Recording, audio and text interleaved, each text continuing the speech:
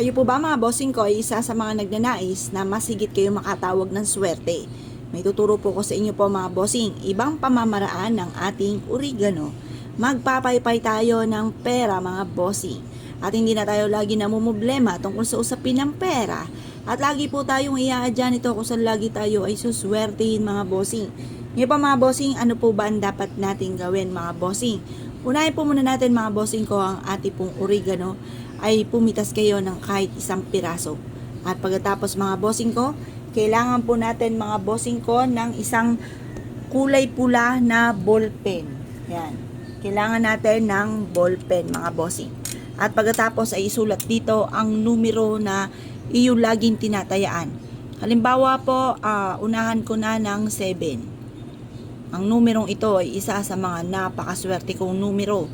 Tapos ay 5. Yan ang aking paboritong numero. Tapos 8. Yan po mga bossing ko ang aking paboritong numero. At ang aking edad ay 41. Yan po mga bossing. 4 na numero. At ang maswerteng numero ng aking anak ay Gis. Yan. At ang anak ko magba-birthday na, ang aking panganay ay 19 years old na siya. Yan po mga bossing, hindi ko nasasama ang aking may toyong asawa. Okay na po yan. Ngayon po mga bossing, ito na ang aking numero na inaalagaan. Tapos sabihin nyo po dito, mananalo. Yan, mananalo ako ng jackpot. Yan, jackpot. Pagtapos, mag-wish na kayo na mula sa inyong pong puso kung ano pa ang gusto nyo pong i-wish po dito. Sabihin nyo po yung magkakaroon ako ng negosyo na dito na ako yayaman, magkakaroon ako ng malaking bahay, magkakaroon ako ng magagarang sasakyan at lahat ng mga pangarap ko ay matutupad. I-wish nyo na lahat ng gusto po ninyo mga bossing. Bahala na po kayo kung anong gusto nyo pang idagdag po dito. Pero basta't ikaw ay naniniwala. Kasi ako po mga bossing, kahit malabo pa sa katotohanan mga bossing, lagi akong naniniwala na like ko sinasabi na magkakaroon ako ng ganito, magkakaroon ako ng ganyan. Pero sa totoo wala pa ha mga bossing.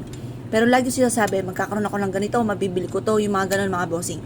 At natutupad naman po yan dahil makapangyarihan yung ating salitain. Kung ano yung sinasabi natin, nagaganap po yan mga bossing. Kaya mas mainam po mga bossing ko, kayo po ay magsalita ng mga magaganda. Kalimutan ng mga pangit na salitain mga bossing.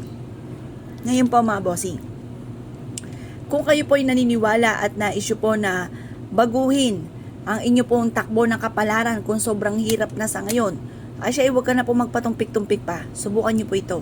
Proven po ito na napakaswerte basta't may 100% kang paniniwala sa mga gatong pamamaraan. Makakamtan nyo po yan kung naman ang mga pangarap po ninyo. Basta positive lamang. Tapos lagi ugali ng mga magagandang salitain. Yung mga pangit na salitain ay kalimutan. Kapag po ito ay naisulat nyo na kung anong gusto ninyo, ibilad nyo lang ito sa sinag ng araw. Pagkatapos nyo po ibilad ito mga bossing ko ay tupiin at isiksik nyo po ito sa may altar po ninyo or sa may gawing silangan po ninyo at makakatulong po ito upang sa ganon matupad ko naman yung wini-wish nyo po dito mga bossing.